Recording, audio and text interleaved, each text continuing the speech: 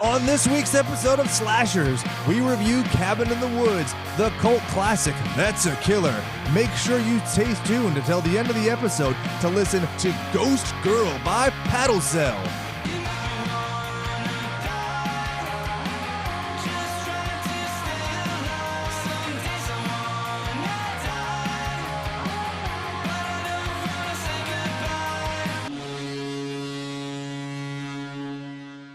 If you hear a strange sound outside, have sex. This is Slashers, a podcast about movies and more for those who love horror. My name is Jake, and with me, as always, Chad, you've been remanded based on poor attendance records because Jim is excelling right now. You can redeem yourself. It's early enough in the year you can come back. That's all right. The shittiest Phoenix story I've ever heard of. You're the Phoenix, it's just like, nah, I'm cool being Ashes, dog. We're like, no, dude, you're totally capable. Start burning again. It's like, nah, man. Jake's over here with his flint. Come on, start, you bitch. Using, what's the lighter fluid? Just dousing you in lighter fluid? You're like, nah, not gonna do it. So anyway, introducing Jim Turn. Jimothy, Jim, my boy. How's it going, bud? What's up, fuck boys? So you have been on every episode. Oh, no, Almost. wrong. Because we did the year in review. Yeah, So Krampus too. Yeah. So I'm going to redo this. You have been on every episode that we've recorded after January 1st, 2020, because this is the only one. There we go. My bad. And to his left, my right, is Chad. Producer Chad. Do you guys like that you remain Jim Turn and Producer Chad, even though you're clearly co-hosts? Yeah. Yeah, I'm fine with It's it. your persona, right? It's your Avenged Sevenfold Sinister Gates name, right? Yeah. The Rev. I did that. I really don't like it that it's on Facebook because everyone's like, oh, you're a producer? And I'm like, no, it's literally a fake producer. I'm not going to produce anything for you. Yeah. Will not happen. Yep. Yeah, the amount of people who've reached out and be like, oh, hey, can you forward my resume to people? I'm like, no. Sorry. It literally will never happen. Yeah. The fact is, I couldn't forward my resume to anybody in this industry and have them be like, oh, yeah. Yeah. So what's really fun is when my professional business profile and stuff meets the podcast professional profile because I have separate social media accounts. Right. And I'll be like, no, I'm sorry, devil worshipping fist fuck 19. You do not follow my law firm profile. Thank you, sir. Blocky block. I've only had bleed into the other. I've had people from my real life follow my Jim Turn account, and I'm like, should I accept my dad's follow? Or Yes. my grandpa's, because it's happened. Yeah, we talk about fisting an awful lot on the show. My mother-in-law asked what the name was, and I was like, you don't need to know. Oh, you should have given it to her. Oh, yeah. Because I'm the one who says the profane stuff. You're just an accomplice there, too. Yep.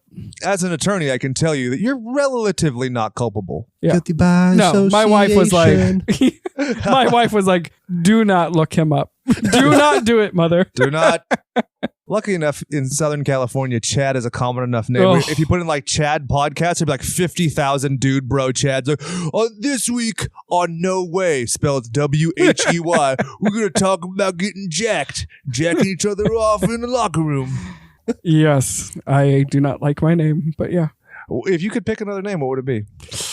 Ooh, I don't know. Never even thought about it. You want to know one that I think would throw a lot of people off? Go if I for could it. pick, I would have been Henry. Because Henry abbreviates to Hank, which I've always really liked. It's something that's old enough, familiar enough. Because that's one of the things. I love weird names. I have often said that if we had a boy, I was going to name him Locutus, middle name of Borg. But that didn't work.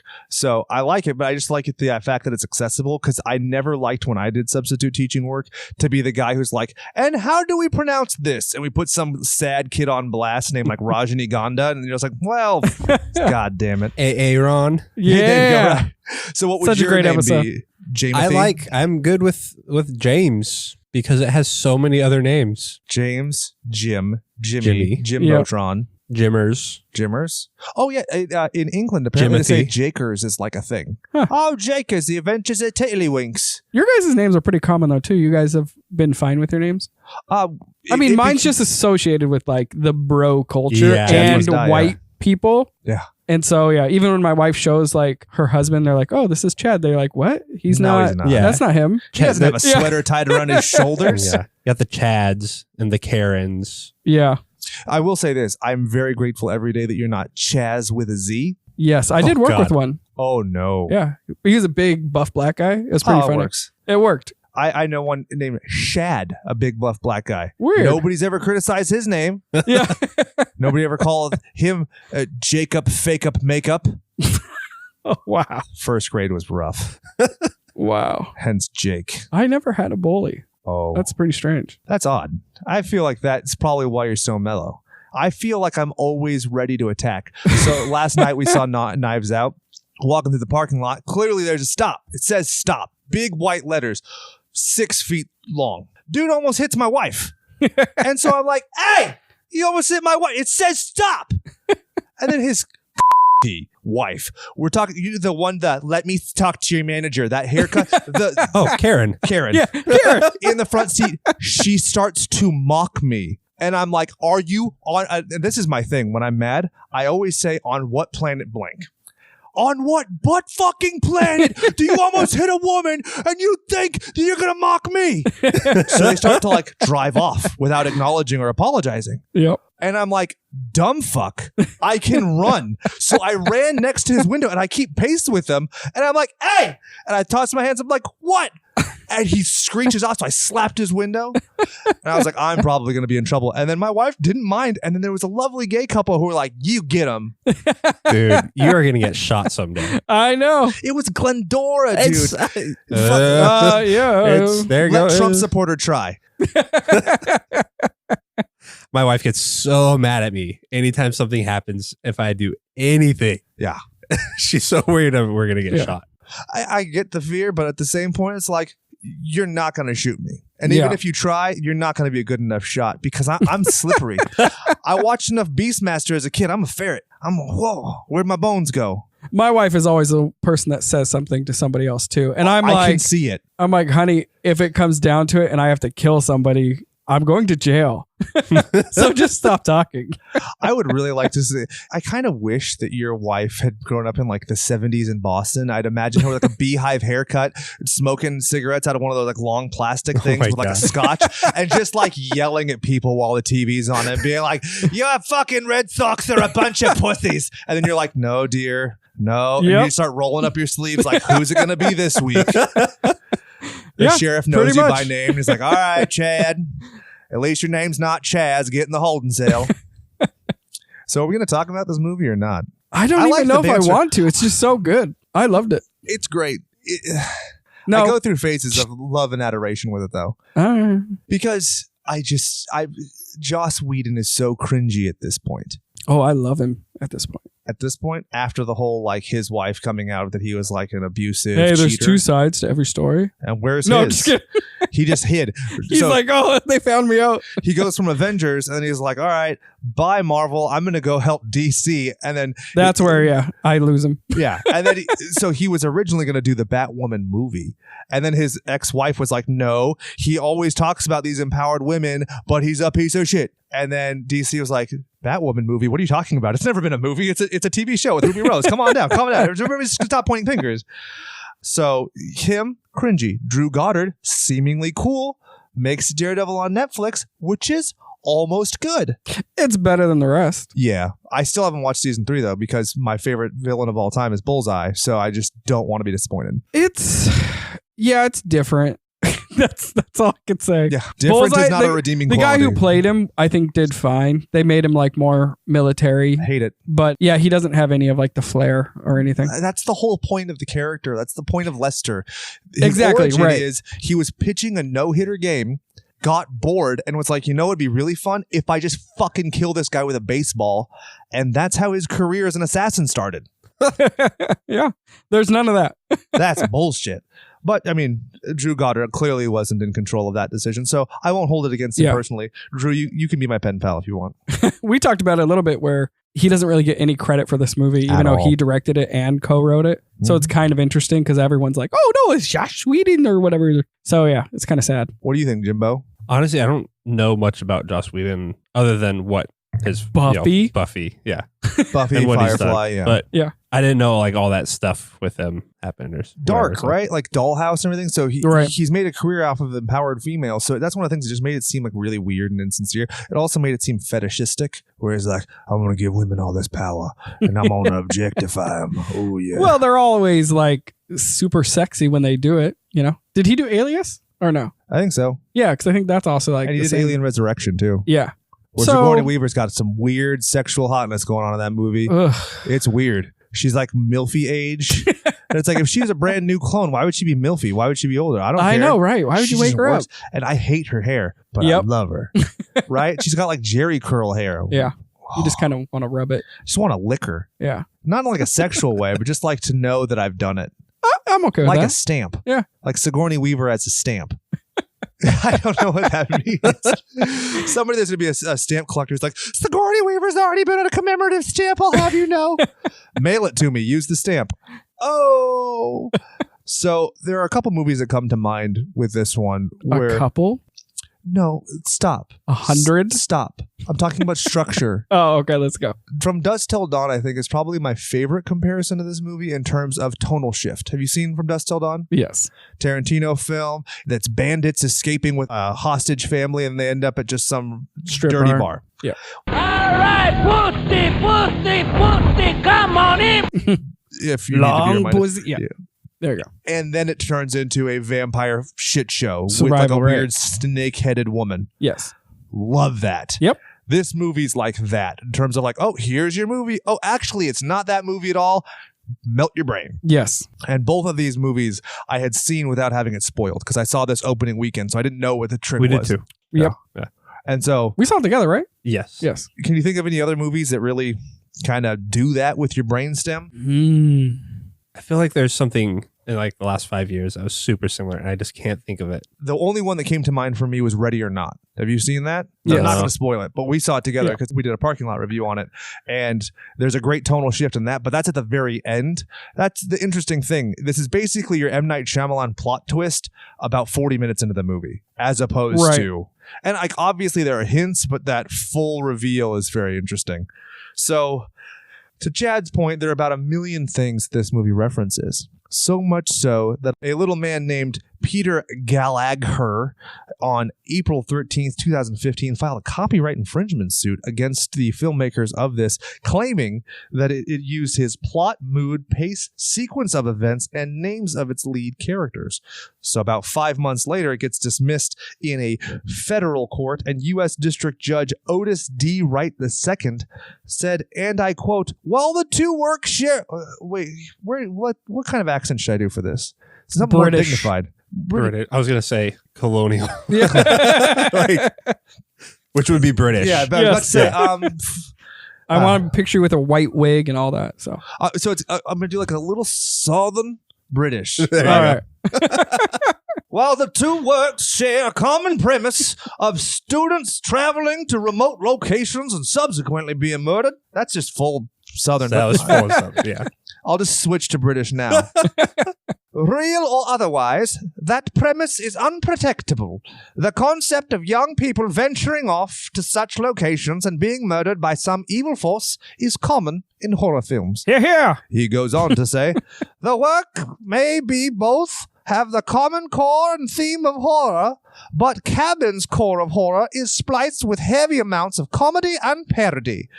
Indeed, the way each works out is drastically different than the other, as is the way they develop their core themes and how they provide commentary. So the only thing that they shared was the group traveling to. That's literally what Evil Dead is. This is basically your Wes Craven getting sued for Nightmare on Elm Street because the guy's like, oh, well, I wrote a horror movie too. Right.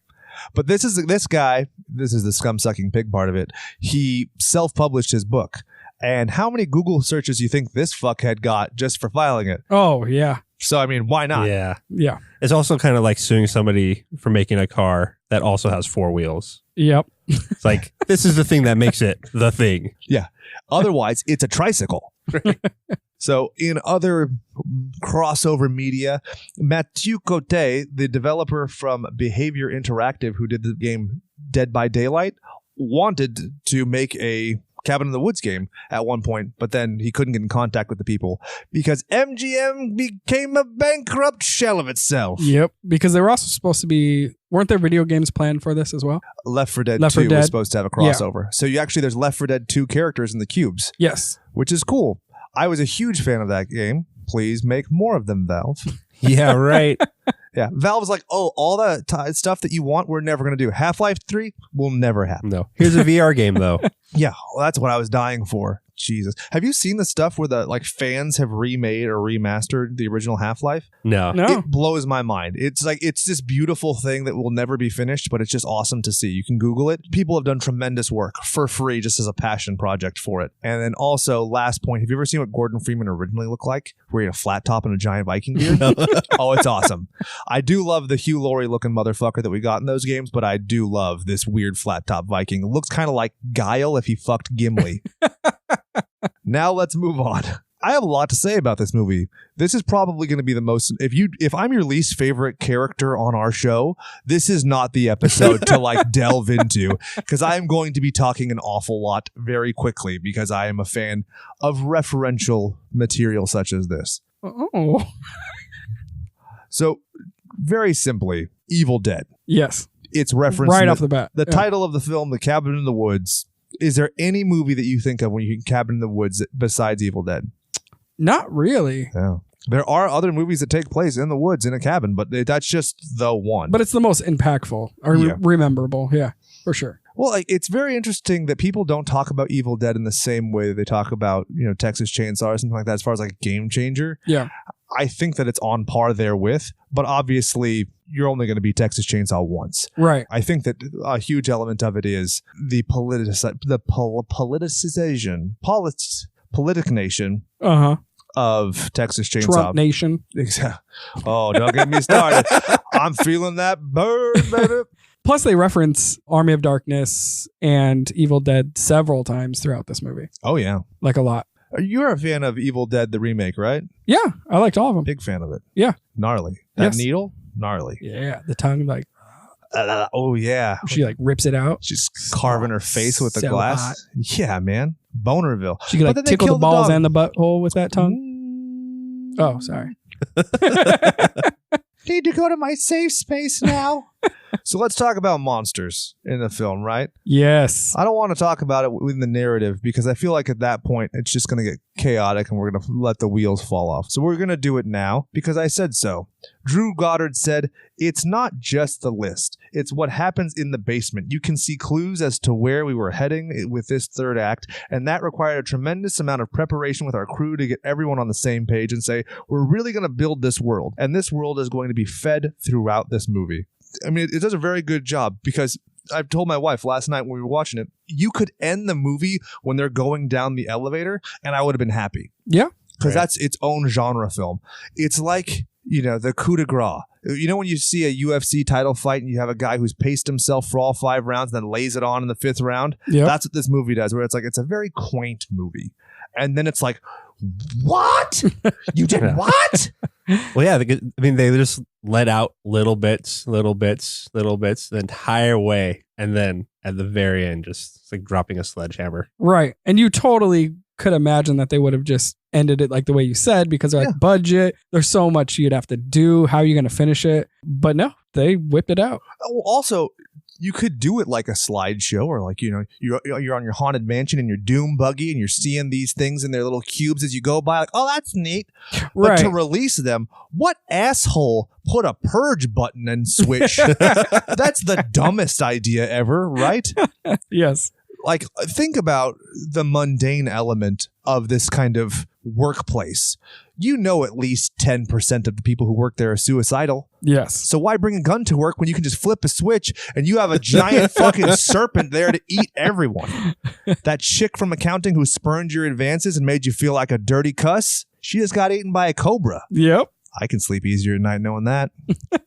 So we start off, the first monster you see aside from the Buckners is the werewolf. Yes. Love this werewolf. Very much in the genre of like The Howling. Right. Anthropomorphic, looks great. Apparently, what would trigger the werewolf in the basement is the amulet. Yes. Ooh. Was that made apparent in the movie, or It's a lot of supplemental materials on this, Okay. so you can really get lost in the weeds. And some of them do have a direct one, and then some of them have been implied. Right. So Goddard has gone on record saying that if it's not canonical, it doesn't really matter. So if you don't know, there is a visual companion that goes to this as well, where they had a bunch of concept art for things that never happened. okay? And there's a novelization, which explains some of these, like Kevin, for instance, on Yes. the whiteboard. It's just a serial killer. And it's supposed to be like the film reels that the stoner guy was looking at that was supposed Oh, to okay. Exactly. release him. And so some people take that as a nod to Patrick Bateman. Some people said it was a nod to Elijah Wood's character from Sin City. It's basically just a serial killer. Right. But nobody referenced 8mm with Nicolas Cage, but whatever. Yeah. You got the alien beast, which is like your face hugger xenomorph kind of thing. In the concept art, basically it's a xenomorph, but instead of one phallic head, it has kind of like two that branch out of the sides of its head. Now, did you catch the reference in the name Alien Beast to what that is? Chad, I'm pointing at you because you did the episode of Alien with me. Mhm. What was the original title, you sick bastard? Alien something. Star Beast. That's what it was. You son of a bitch. You know how long ago that was? Not that long ago. I've committed all of these all this trivia to memory. All of it. Uh-huh. No, not at all.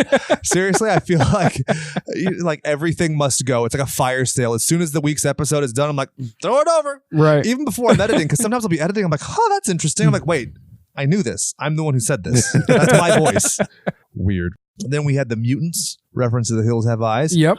directed and written by Who's that guy again? Jesus, butt fucking Christ.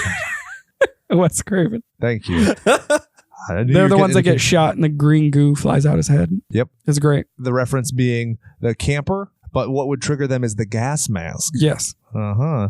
Wraiths, just ghosts, 13 ghosts, I guess. I don't know. I didn't Yeah. think that Wraiths in was general. overly compelling. Zombies, people were like very adamant, like, oh, this is the George Air. Shut the fuck up. It's just zombies. Yeah. But there's zombies and there's deadites. Very And there is the zombie family. Yeah, zombie redneck torture family. Yes. Yeah. That's basically like comparing an elephant to an elephant seal. Yeah. Greatest justification I've ever heard. And as like a nerd, I was like, that makes perfect sense.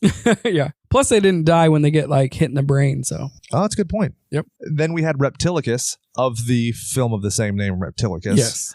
The clowns, too many to list. But I do like that it wasn't like some of the human characters that are evil. They show like the clown getting shot several times, but it is more like mystical or he doesn't die. Very and he just like Pennywise. laughs. Right. Exactly. So it wasn't like, oh, it's just a killer clown. So yeah. I remember the first time seeing it when he's getting shot so much. I was like, oh, naturally they're going to shoot him in the nose and do a killer clowns. Right. They didn't do it. But you have to think about it because like if they had some random serial killer named Kevin, how is he going to actually kill that many people by himself and actually pull it off? I really love the idea that it's Kevin McAllister grown up. It just hit my brain. Works for me. And then you have witches, which are triggered with scythe. Yeah. Sexy witches. Sexy witches. Love the distinction there. If you have to die by one of these, you got to pick a sexy witch. Of course. Right. That's why I married one. Please don't ever let my wife hear this episode, please, for the love of God. Ooh, I don't we're want gonna to get isolate Lorena that. Bobbited. Next was demons. People are like, oh, yeah, it's a reference to the film Demons. Goblins? Oh, that's a different one. No, I know. Oh, That's the one that I like. we'll get there. The dismemberment goblins. Yes. That's actually Drew Goddard's favorite. Oh, Yeah. They just run around in the background ripping people into pieces. yeah. It's really cool. The Hell Lord, Fornicus, Lord of Bondage and Pain. That's probably my favorite. I think that's just a very great homage. Yeah, to Pinhead. Yeah. He's got the buzzsaw blades and he's got the barbed wire and he's holding. Okay, so they had referred to it as a puzzle sphere and Le Marquand's box. Yes. So there you go. Then you have the angry molesting tree from Evil Dead on the thing, Yeah. triggered by a jar of sap.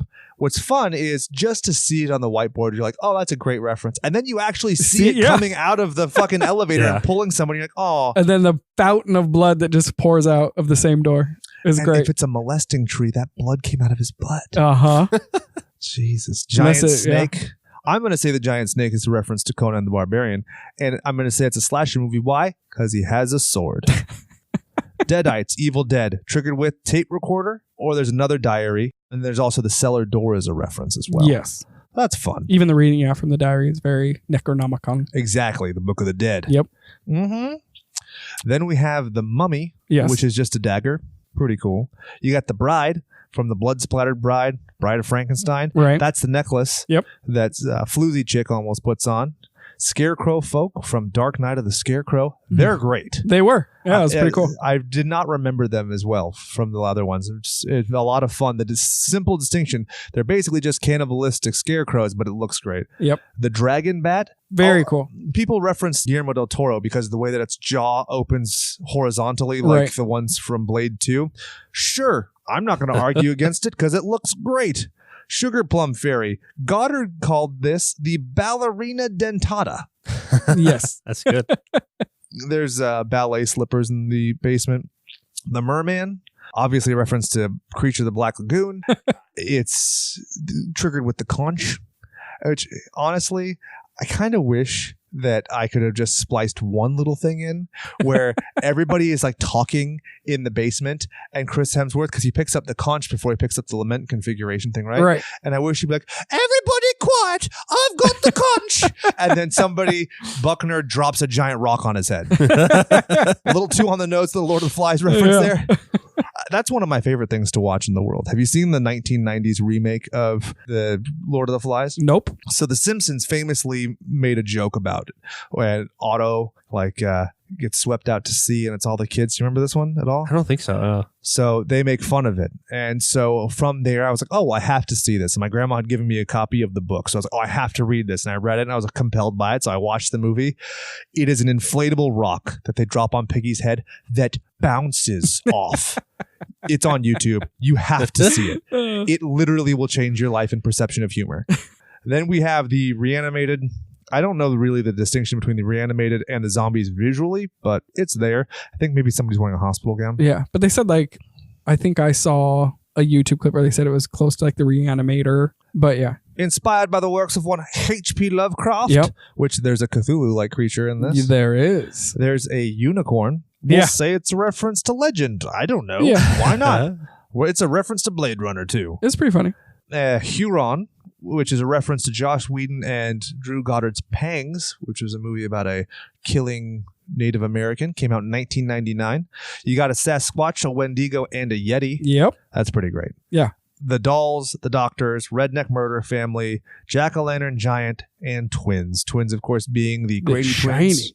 Exactly. Jim, do you want to cover the ones who are not on the board? Yeah. Slow Walking Creepy Girl, Balding Menace, Floating Head. Now, Floating Head is really rad because so that is supposed to have been triggered by there's a poster in the basement for Roberto the Limitless Man. And the monster was played by the movie special effect artist Drew Leroy Anderson, who is Heather Langenkamp's husband, who was in A Nightmare on Elm Street Part 1. They run the studio that did the special effects, and it's actually like in Irvine right by us. So they should probably become our best friends. Yeah. I would really love to touch that werewolf. I watched the making of, and he was like, they asked us to fill like 1,000 boxes, and he was like, well, we'll just put my head in one. And so they just have like a green screen around him and pop his head up, and that was it. And if you look, there's a couple copies in some of the cubes and stuff. Yes. Whatever, man. Just to have like, even if you had like 5, it'd be crazy. Like, or why not just do like a set number like 12? Right. Like because that's how many months there are between sacrifices. That'd be fine. Yeah. But then they were like, no, let's just keep throwing shit against the wall. Yeah. I read that there was earlier versions so some of them change and repeat or whatever, but yeah. So continuing, there's Blob. Yep. A reference to the Blob. The Blob. Triggered with the telescope. There we go. That's why I wanted Jim to do this whole series of them, because he is the only person I know with a functional telescope. There was giant spiders, millipedes, killer plant from Little Shop of Horrors. Yeah.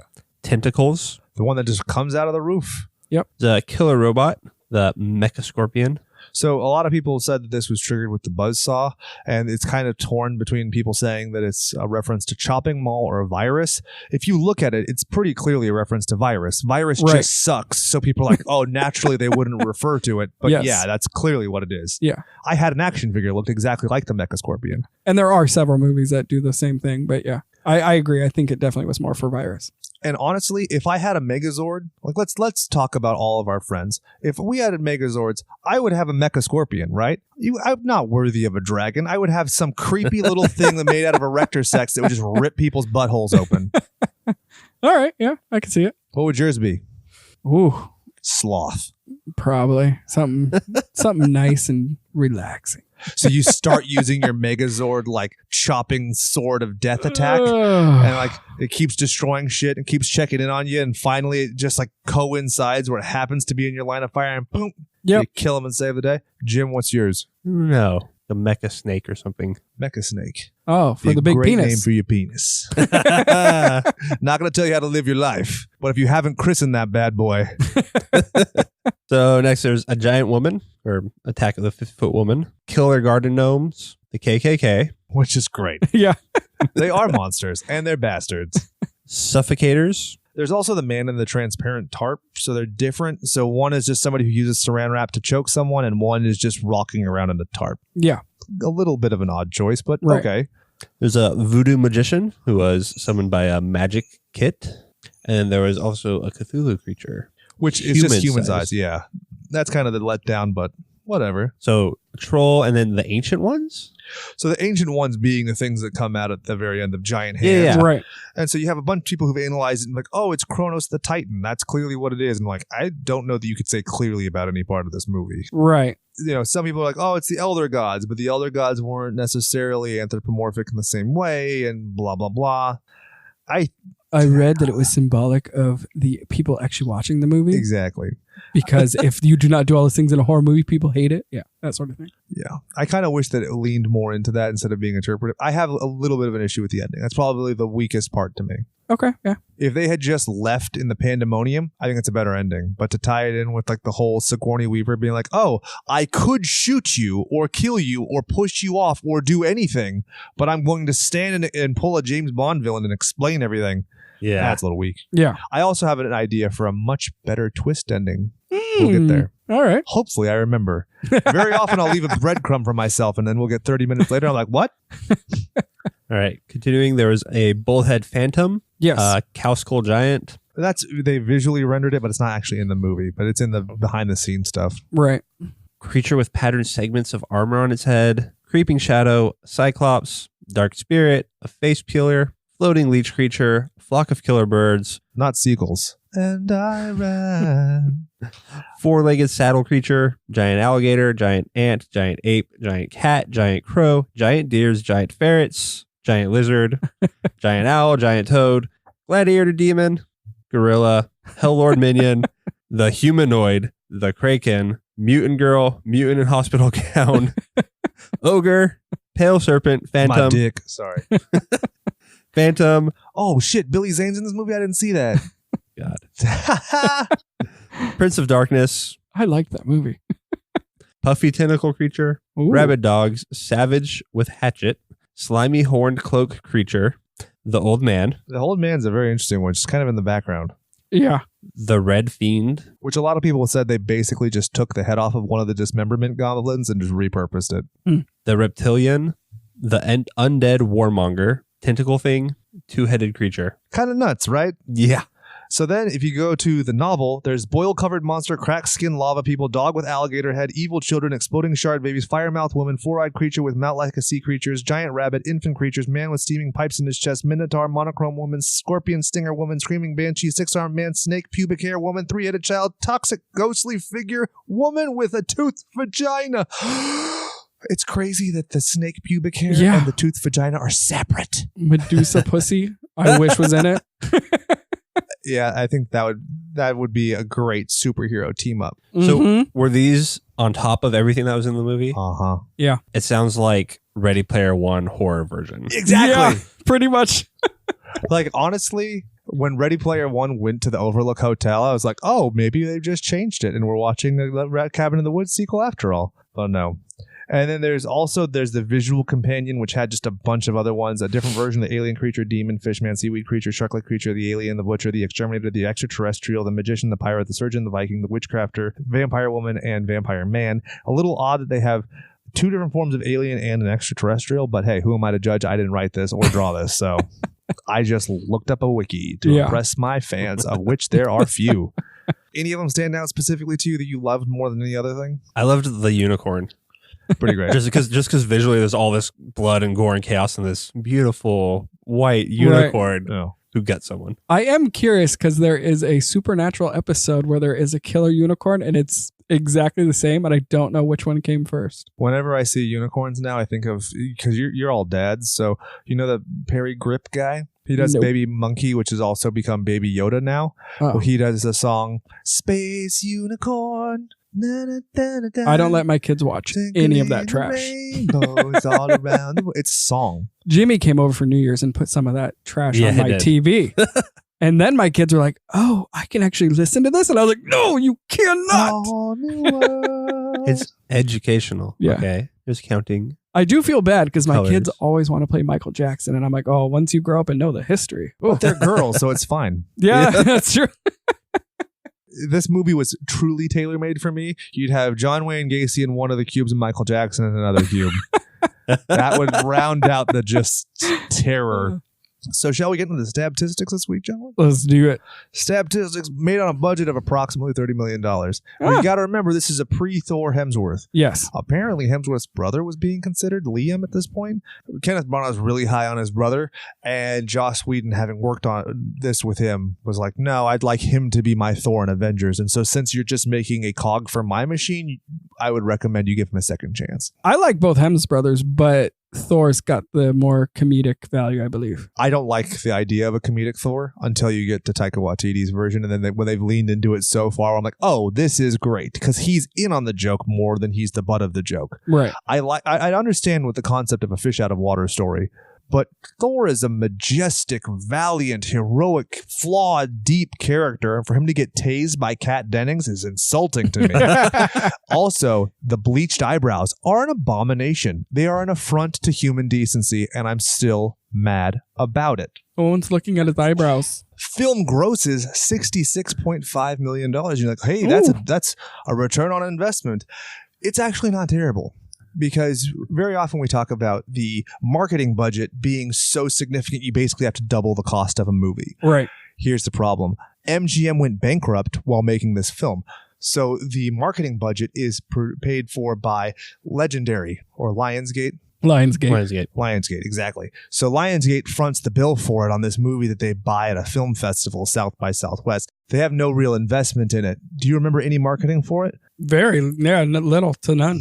Which obviously that's part of the mystique of the movie, because if you market it too much, then you lose the trick. Right. They actually showed a lot in the preview that you're like, oh, something's up and different. You know, like with the elevator, I think they showed. Because I did watch the trailer and I was like, oh, they showed a lot more than I was expecting. I don't think I ever saw the trailer before we went and saw it because I was totally surprised. Yeah. Yeah, I was surprised definitely how far they took it. I thought it wasn't going to be like that at all.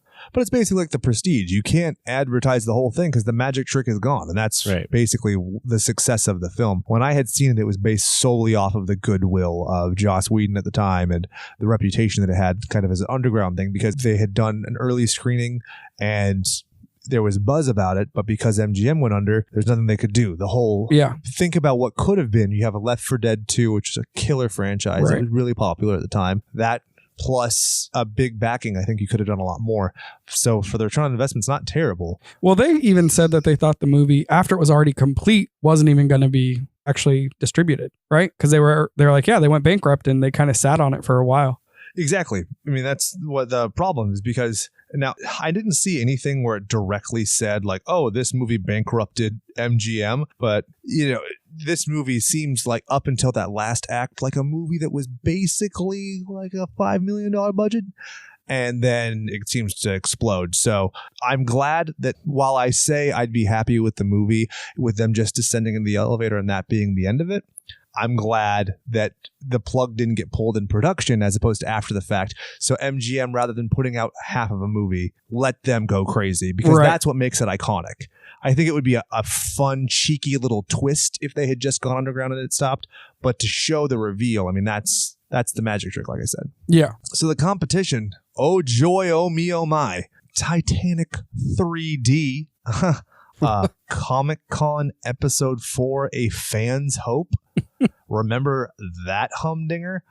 We have a Pope. Lockout? Oh, I actually saw that. How is it? Terrible. Sounds terrible. The Three Stooges.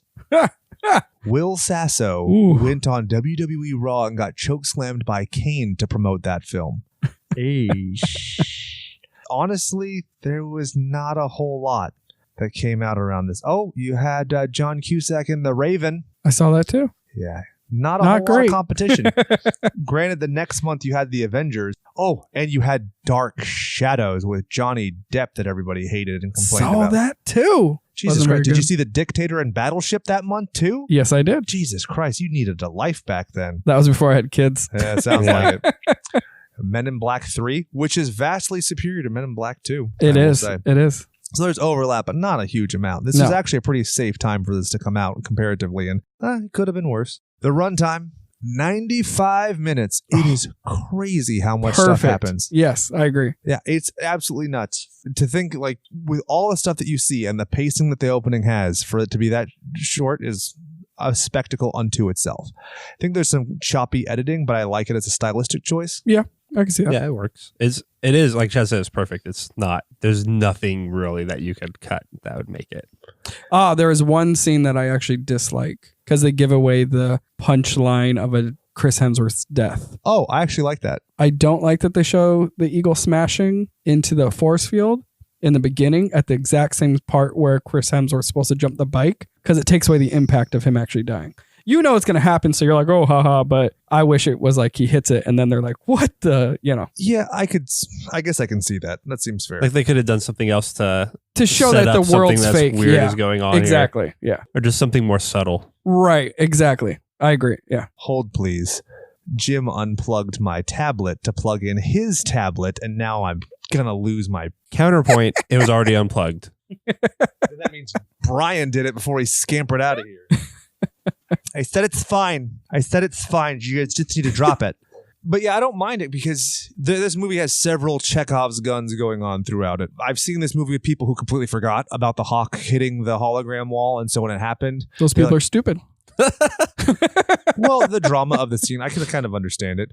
But I liked it. But it's such a big part. And they're getting rid of like their stronger character that is leading everyone at that point too, so you like know that something big's gonna happen, and that's where I think that it's also like the hopeless part where like we're stuck in here. Yeah, and that's why I was like they probably shouldn't have just showed like an eagle crashing into it, because it could have been like, oh my god, like there's no way he's gonna make this, like what's gonna fuck him up exactly, and then you already know. Right And then they even have like the comedy because he's kind of like bouncing the whole way down. Which I love, and that it's ragdoll great. physics. As somebody who grew up playing a lot of Dave Mirra freestyle BMX 2 with the wipeout mode, I used to purposefully crash a little character into cars and get dragged across a freeway. Yeah. So I loved seeing that.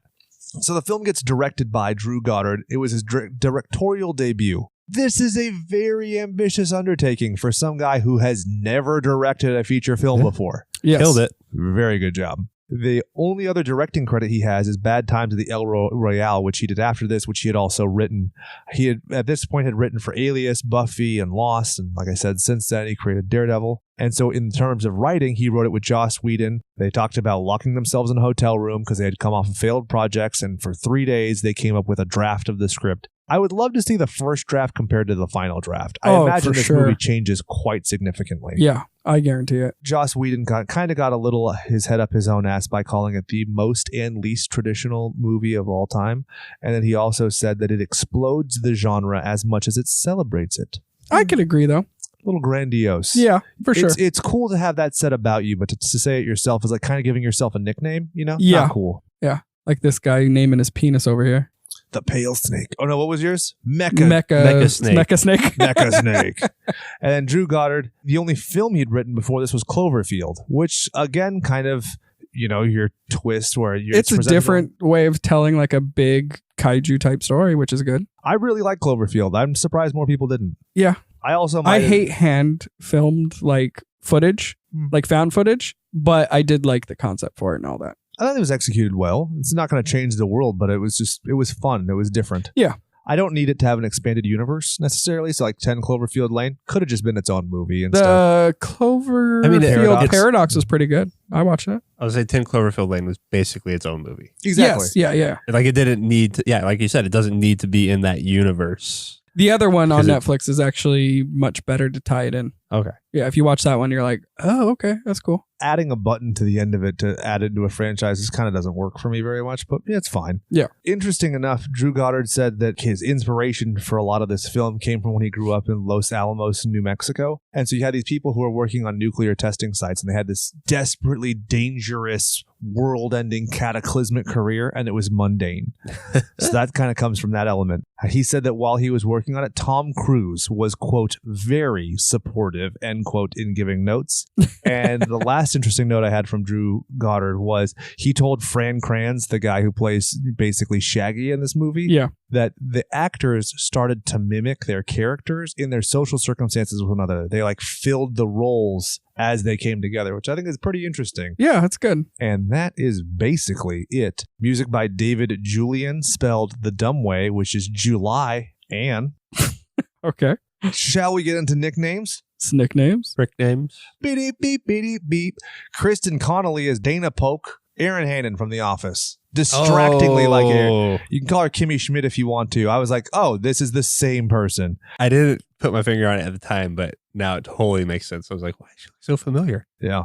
She said that it was really fun getting dirty as opposed to having to keep your makeup and outfit perfect, even though she was sticky and hated it. That was kind of cool. Yeah. So, Aaron Hannon? Sure. Perfect. Chris Hemsworth as Kurt Vaughn.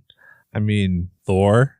What? Yeah. The dude. I think Thor is definitely it. The guy from the Men in Black movie I'll probably get around to seeing eventually.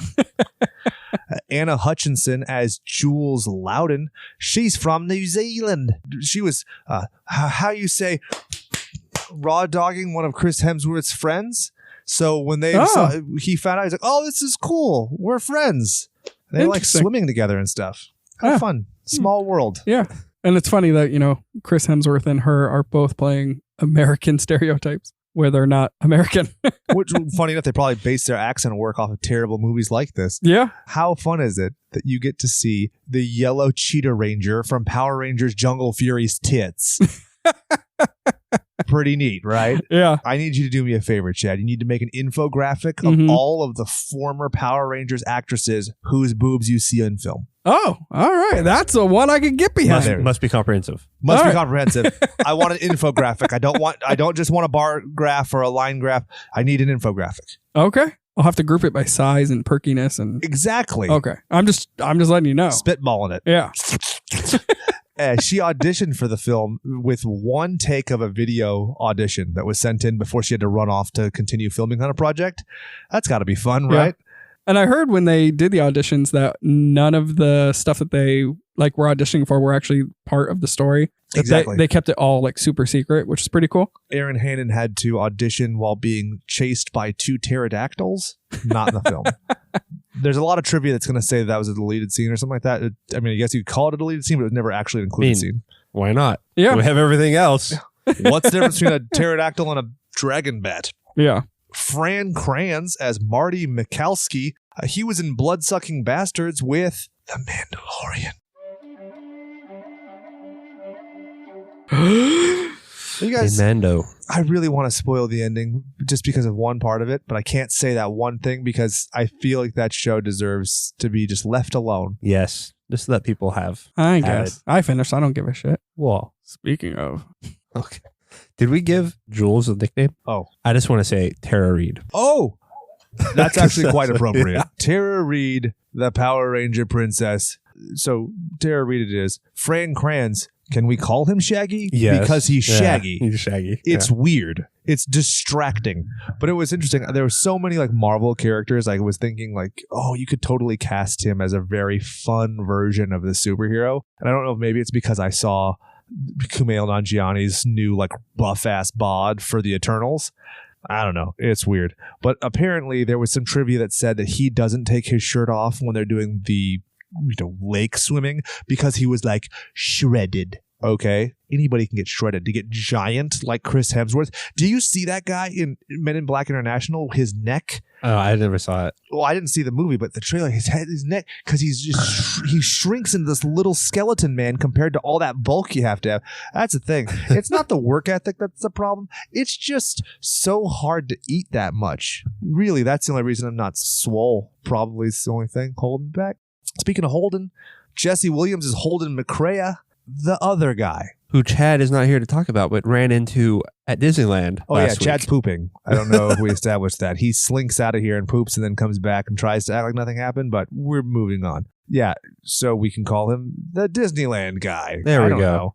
You had Richard Jenkins as Gary Sitterson and Bradley Whitford as Steve Hadley. The two techs. Basically, I was going to call them both, like, accumulatedly, they're both Dilbert. Yes. There you go. And then we have a list of all the other characters. And the only other one that matters is Sigourney Weaver. Which is, she doesn't need a nickname. She's kind of sacrosanct. I feel like it'd be tawdry to besmirch her. I think that even on her episode with Alien, we didn't give her a nickname because she's Sigourney Weaver. Yeah. Like, have some fucking respect. She was in Galaxy Quest, you perverted man. I fucking love when she just repeats the computer. You've seen Galaxy Quest, right? Yeah. That's the best Star Trek movie there ever was. And we have to watch it again because I seriously haven't seen it in so long. I have it on Blu-ray and DVD, and anytime you want to watch it, I'll watch it. Perfect. Sam Rockwell. Don't open that. Is there air? You don't know. I love Sam Rockwell, though. I don't know what it is about him. He was in Jojo Rabbit. Delightful in that, too. Anyway. Was that good? Oh, Jojo Rabbit is my favorite. It's my favorite movie I saw this year. I liked it more than Avengers. I liked it more than Star Wars. I liked it more than Child's Play. I loved that movie. That is saying a lot. Yeah, because I loved Child's Play, too. I remember telling anybody who would listen, like, no, it's really good. And people were like, what? Come on now. We also have Tim DeZarn as Mordecai. I did like that character's inclusion. Yeah. I think the only other person is that really matters, or doesn't really even matter. I was going to say the security guard guy that kind of got assigned to them.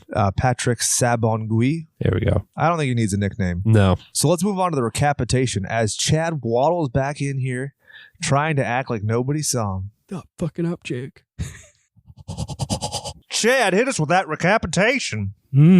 So, a group of young, sexually active, sexy people and a stoner go to a cabin in the woods, and soon they discover that things are not what it seems. Yeah, when I read that thing on, what is it, IMDb, where they're like, oh, Shaggy doesn't take his shirt off because he's so buff. He was so sexy, probably in better shape than Chris Hemsworth. It reminded me of that Undercover Boss Kylo Ren I showed you, where it's like, I heard Kylo Ren is shredded. He has an 8-pack. Yeah. I got the pleasure of being the first person to show that to Jim. Matt straight up sucks. That's the best part that's come out of this whole sequel trilogy. If you look at him at the end, though, after he's like kind of wet and kind of beat up, he is pretty buff. Dude, Adam Driver fucking rules. No, I mean the Shaggy guy. Oh, I guess so. Yeah. I don't give a shit. I think that's why they also put him in like 3 sweaters or whatever the hell he's wearing. Yeah. Yeah. To make him look a little bit scrawnier, because they gave him like bigger, baggier clothes. And meek with like the kind of, whenever the sleeves go over the hand, you instantly look kind of like a child. Exactly. Yeah. Yeah. I thought we were going to talk about Ben Swallow. Big fan. I am firmly in the camp that Adam Driver's babe. There's like a divide where some people say he's ugly and some people say he's like if you tried to draw Keanu Reeves from memory. Yeah. Yes. It's pretty fair. My wife says he's so ugly that he's kind of attractive. Yeah. And I was like, oh, all right. That's totally weird. get that. He went all the way to the one end of the spectrum and looped around. What female matches that then? Oh. Kat Dennings. I hate her too I know. much. I was just trying to trigger you. No, you're not going to. You triggered me with Sarah Jessica Parker. No. No. She's just fucking weird looking. Yeah. Well, in Hocus Pocus, she looks like a babe. Crazy things that a bodice will do to a prepubescent boy, right? Whatever takes the focus off your face. You'd think with all that magic they could do something about that nose. Yeah. Crazy. I don't know if there is a female equivalent. I'll have to think about it. Somebody would like charm. Rebel Wilson? Who's that? She's not ugly. She's chubby. I don't know. Thanks, Jim. I'm going to have to unravel that. So go ahead and talk about this movie while I go through IMDb just flicking through a bunch of weird looking chicks. So the movie opens with 2 guys talking in a break room. It's so great. I don't remember what they're talking about. They're kind of being sexist about. Yeah. About being on their period, right? Or someone saying that she's on her time of the month or something. Yeah. So these guys are just talking in the office. And the title credits to this are very similar to the movie Funny Games, which is pretty awesome. Oh. Is that like a movie that we watched recently? Nope. With toys? No. Yeah, Funny Games is a movie where it's like a family that then gets kind of held hostage by some like rich kid pricks. Think of, what's that movie? The Strangers meets The Purge. Very similar. Oh, okay. There's a foreign version and an American version. The foreign version's better. And Keanu Reeves is in a movie that's very similar where he has sex with two girls. It's kind of like that, but then it's a thing. So as the movie opens, these two guys talking in a break room, and they're wearing suits and ties and whatever. And it's kind of mundane, and it kind of gives the feeling of they've done this a million times. It's just normal for them. Which is cool because it starts off looking mundane. They got almost like the Mormon bicycle rider outfit. You put them in front of a computer, it's like Apollo 11. Right. Yeah. Or 13. Yeah. So Apollo 11's a successful one. We don't, just like Donald Trump doesn't care about people who are put in internment camps or jails or whatever John McCain was in. I only care about Apollo missions where they land on the fucking moon. Sorry, Tom Hanks. American hero Tom Hanks. So they have a woman comes up to them and she tells them that Stockholm is cracked, and they're talking about how it's only Japan and us left, and they haven't had a glitch since 98. So we're kind of getting the idea that something weird is going on. And it cuts straight to a girl in her room packing things for a trip in her underwear. Yeah. Which the glitch from 98, I saw a video online where a guy referenced that he thinks it's from The Faculty because none of the tropes actually happen in The Faculty. Like none of the characters die or like really die. Even the people that die come back to life somehow because they're not aliens, whatever. And it is very referential.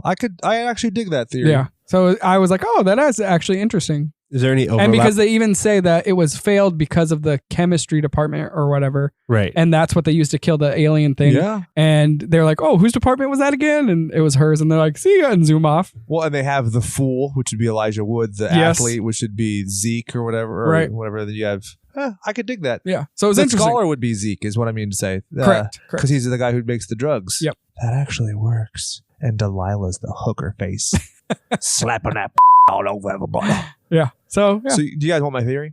It ties in pretty nicely to this scene. So you got Hemsworth, and you don't have any pants on. That's a great button to that scene. It nicely wraps it up. You know, you establish this fun bombastic thing. But what's great is this shows you the breadcrumbs for when Shaggy later's like, he's on a full academic scholar. Let me try this. right. He's on a full academic scholarship. Like, we Yeah. Yeah, this show is like, oh, he is an intellectual. He's clearly acting out of character, which is really good. I think that's probably the most artful example of that in the film. They're all like They're that. all though. that. But I think his is the best in this regard. Yeah, It's okay. a direct parallel where you're seeing how he changes, if that will. Because, like, what about Right. Holden? He just puts on glasses and he becomes more of a scholar. Yeah. Well, Dana is like just getting off of a relationship with a professor. So she's been like Exactly. fucking on the side. So obviously Extra not the dirty, virgin. not just a virgin. Here's my thing. She's boning a professor. But here's the thing, right? We've established she has been boning her professor. Right. Sigourney Weaver says we take what we can get. Right. Here's the twist that you need, because you needed the virgin to last till the very end. Who do they kill first? The girl, the cheetah ranger, Tara Reid, who they say, oh, she's a whore. You never see her have sex. She licks a moose. She straddles Chris Hemsworth with no top on. She is never penetrated. As far as you know, she is a virgin, but you have established knowingly that Dana has been raw dogged by her professor. She is the whore, and the fact that she lives to the end and the perceived whore dies first throws everything out of balance. So that's why everything goes wrong, which is don't judge a book by its cover, which is the whole premise of this movie. Don't judge it by its cover. It's not just a cabin in the woods. She's not just a floozy. She is a woman who is proud she has a powerful independent. It does work. I think my ending's way better. Yeah. Could you imagine the oh shit? Yeah. Like on oh, her, man. like on Sigourney Weaver's We face. actually had a virgin. Because Sigourney can act, right? So that she goes, oh yeah, that's a shame because, Jules was a virgin. And she goes, what? See the walls trembling behind her. But whatever. Yeah. That's why they pay me the big bucks to yell into a microphone in my garage studio. The scene of Dana in the room getting ready, and this is where we meet all the other characters. They come in, and This is when Stoney McPot pulls up in his little yeah, his car that Drew Goddard actually drove when he was in college. It's the same model. Oh. It's a nice little homage to Nice. himself. He shows up with his gigantic bong that is also a coffee thermos. coffee cup. Cost $5,000 to make, but actually works. Yes. I read that and I was like, oh, wow. They gave out promotional ones to promote the movie, and they gave out like when they were doing this one screening, they made a giant red plastic version of it. kind of fun. But it's so crazy to think about how much time has passed since this movie came out. Because he's like, hey, do you want to spend the weekend in jail because he's smoking weed? And now it's illegal everywhere. And people are like, okay. Well, he is driving while smoking weed. Yeah. He is parked. One of the best things I've ever seen, though, is when he locks the door while the window is down. And then checks it. Yeah. Apparently, that's something that Drew Goddard used to do. How weird is that? Hey, I guess to be a savant genius, you have to have some weirdisms. So they're driving away in the Rambler, and there's a guy on their roof. He says the eagle has left the nest. So there's another thing. We're like, what the hell? Okay, something's going on again. And we go to the two techs in the break room. I'm going to call them two techs because I don't remember what their nickname was. Dilbert. Collectively, they're Dilbert. Dilberts. Or Office Space. We can call them that. I believe you have my Dibbler.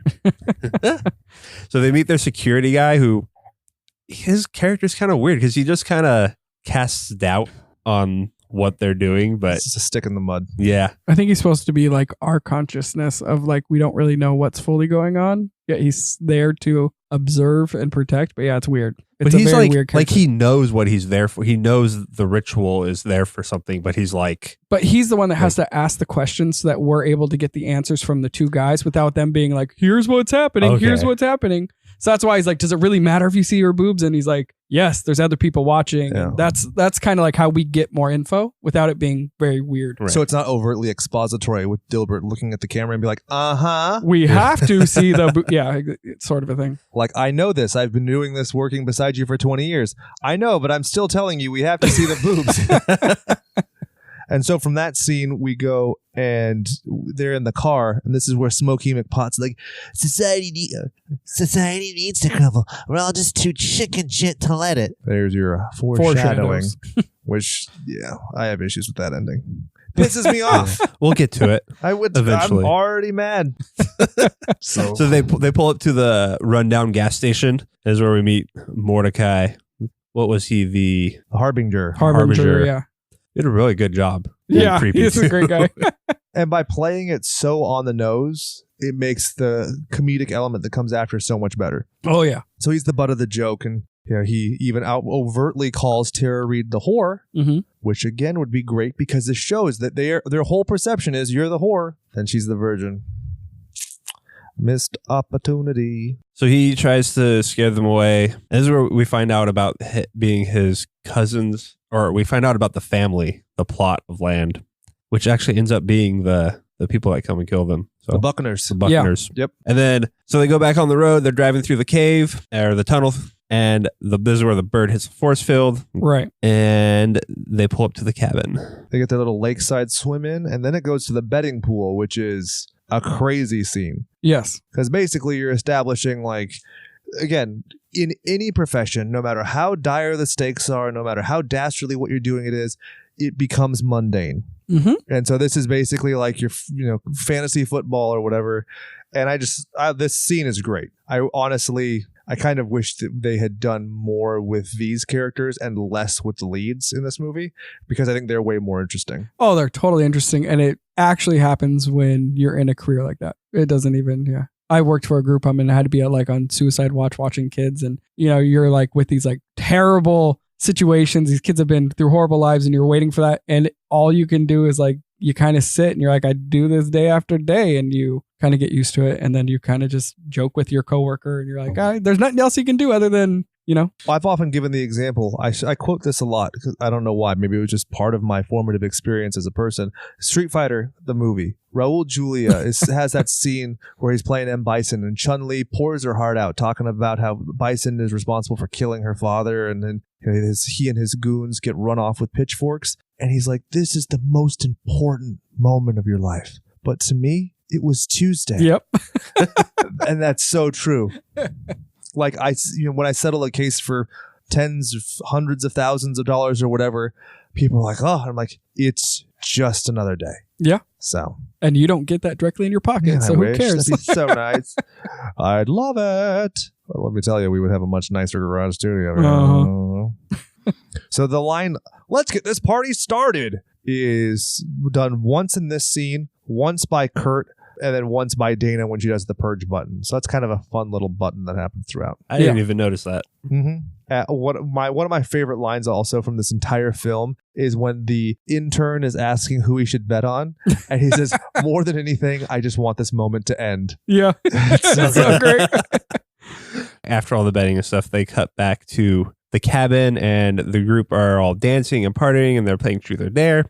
So Marty dares Jules to make out with the wolf head, which was coated in powdered sugar. I read that. To give it a dusty look and to make it palatable for her to lick a silicone tongue. It was detachable. I love this scene. There's so much tension when especially when you see it in the theater and you don't know what's going to happen. You're like, fuck. I remember sitting in the theater thinking, oh, that wolf's going to bite that bitch. Yeah, something like that. Yeah. But I love that too, because this is where you see Hemsworth. He's like stumbling over himself. He's muttering and he's talking. He's being outright antagonistic to Aaron Hanna and being like, "Hey, you're just gonna want to do truth because you're a pussy fart." Yep. And so the cellar door randomly bangs open here. Evil Dead. Yep. Looks exactly like I love someone says, "Oh, the wind must have blown it open." That's Hemsworth, right? The stoner goes, "That makes what kind of sense?" Exactly. Like it goes from him being a very intelligent man to be like, "Oh, it's just whatever." Yeah. The stoner guy's like one of the best characters. He's even the main character if you think about it. He becomes, yeah. He's the Richie Tozier of this movie. He's the fool commentator who then saves the day. Exactly. But then also ruins everything with a bad ending. So they all eventually go downstairs after a dare. And this is where we see all of the triggers. And we already went through all of them. Yeah. But Hemsworth picks up the conch shell. You see the ball. There's movie reels, ballerina, necklace, old diary. So Dana reads from the diary from 1906. She gets to the end in Latin and she does it, or she starts to read it. And Marty's like, "No, something's wrong here." And there's some whispering going on, like, read it out loud. I love it when he's like, "I dare you all to go upstairs." When he says, I'm drawing a line in the fucking sand here. Do not read the Latin. Every time somebody tries to quote a legal maxim to me, I'm like, "Do not res ipsa loquitur me, you son of a bitch."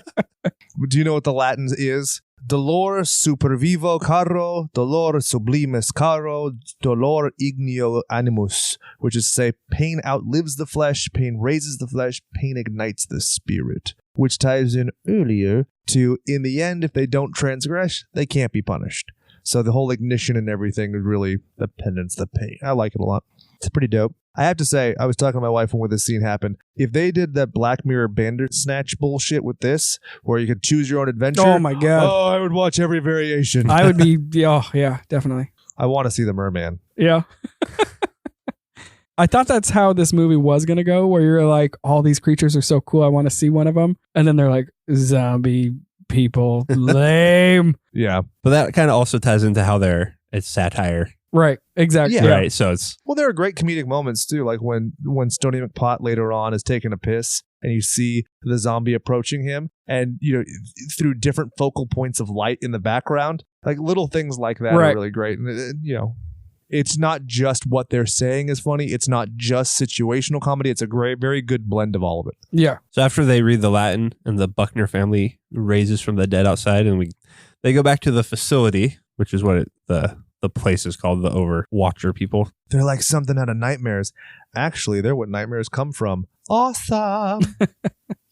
So the maintenance won, and they have to share the pot with the intern.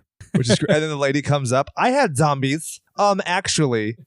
And he's like, "Not the same. I kind of wish it was as simple as a variation of like witches to sexy witches." Right. Because it's just that one dumb adjective. Right. This is obviously a little more involved to get to like the Sawyer family ripoff. This is where you see the board of all the different things. Yeah. So they talk about how the family has like 100% clearance rate. And it's like, should we call Japan and tell them if they could take the weekend off? And you see a screen that says Kyoto, and you see the floating ring girl. So it cuts back to the cabin. Jules is dancing. Everybody's watching really awkwardly. And then it cuts to the guys and they're dancing just like her. Yeah. I love that so much. Yeah. So Jules and Kurt go outside. To bone. He's going to break her hymen open. According to my theory, anyway. With Mjolnir, which is what he calls his dick. But it breaks eventually. Oh. From his sister. Oh, no!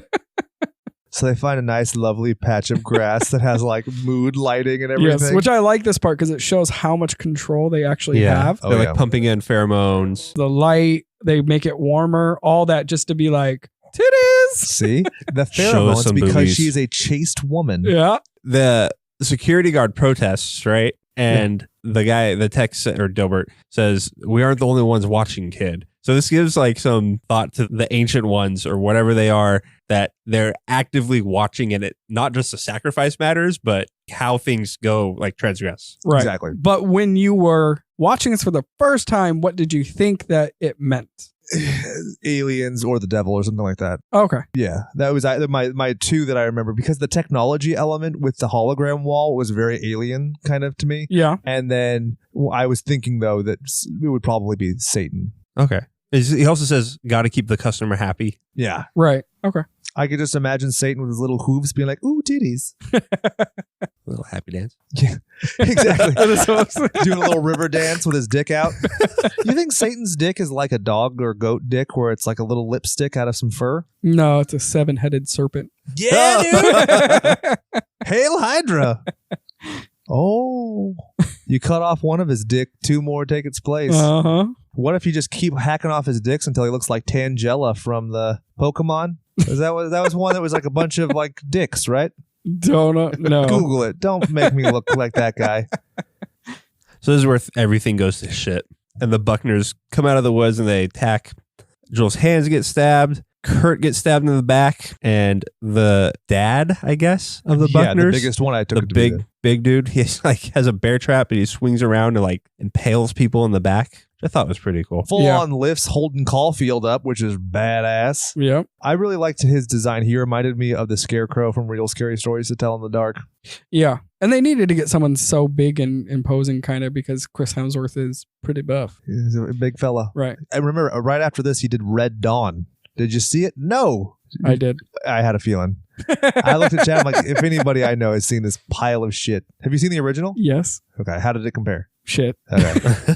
And when Fat Kid from Drake and Josh was supposed to be Hemsworth's brother, I was like, that's not the way genetics work. Like, I've seen twins, and that's not even how genetics work. So Jules gets sawed in half. Which is gnar. It's not a chainsaw. It is a saw. Yeah. Old school, like logging saw. Yeah. Well, they take off her head. Take off her head. They didn't show it. They like cut away. Exactly. But then it has the payoff later. Right. Yeah. When they 'cause chuck they the did. head at Yeah. Aaron Hannon. And so they cut back to the facility and the techs are kind of praying. And they Like kiss this- the necklace. Yeah, like this It's we nice offer. because it's kind of showing like they have to do it sort of a thing, or they feel that they have to do it. Well, yeah. Well, they Some know they have reverence. to do Right. it. Right. I mean, It's the not monsters just- are like right there. Like, Right. They don't just glorify in all this. Right. And that's the kind of thing. So there is like some sort of weird humanity, but you don't know why yet. Definitely cultish vibe though. Yeah. 'Cause they're like, Correct. this we offer in humility for your blessed slumber as it ever was. And this basically rules out the alien theory. And you're like, oh, this is Satan. And then that's where you get the blood sacrifice for the first time. Yeah, so they pull a lever and then gears turn and blood starts pouring down. It's filling up like a stone monolith or something. Remind Right. anybody else of Blade with Wesley Snipes? Yep. Jesus. It's having flashbacks. Hey, if you want us to do Blade, or maybe the Blade trilogy, or maybe the Blade trilogy plus the bullshit TV show, or maybe the Blade trilogy plus the bullshit TV show plus the comic book series, make sure to let us know at SlashersPod. I'm down for any or all of those. Oh, yeah. Especially Blade Trinity, where Wesley He Snipes gets was his such a boner. petty shit. No, the part where he refused to open his eyes and they had to CG fake eyes onto his eyelids. Do you know this? No. Oh, Google it. I just remember the boner Haunting. scene when they're like, the guy's asking questions like, do you get aroused when you drink blood? And he gets up after drinking blood and he has like it's great. It's in the police station part. The part where he gets shot, he's like, Motherfucker, are you out of your damn mind? Yeah. I love that so much. Are we reviewing Blade already right now? I think we are. Steven Dorff. Yeah, sorry. Go ahead, Chad. The Jimmy. dad from what was that show? What were the like wanted to be married with children but wasn't, with that ginger dad? You remember what I'm talking about? Oh, He was in that movie. He gets his face fucked up. Anyway, anyway. So the next scene is Shaggy's in a bed and he hears a voice that tells him to go for a walk. So he goes outside. You notice there's no stars or anything, and this is what you're talking about with the light, with the girl walking behind him. Such a good in and out of focus. Really good. And then out of nowhere, wifey jumps at this hard because she's expecting the danger to come from behind, and then all of a sudden, from the side, Kurt runs into him, and they start running, and then he clotheslines the girl that was walking behind him out of nowhere. I love it because it's like she's a threat, but not really, because she's the kid, one arm. He just totally slams her. He's like, dead bitch. Have you seen the background footage, the behind the scenes? So she has her like green screen, like half sock over her lower arm, and just gets fucking railed and does this flip. It's awesome. It looks great.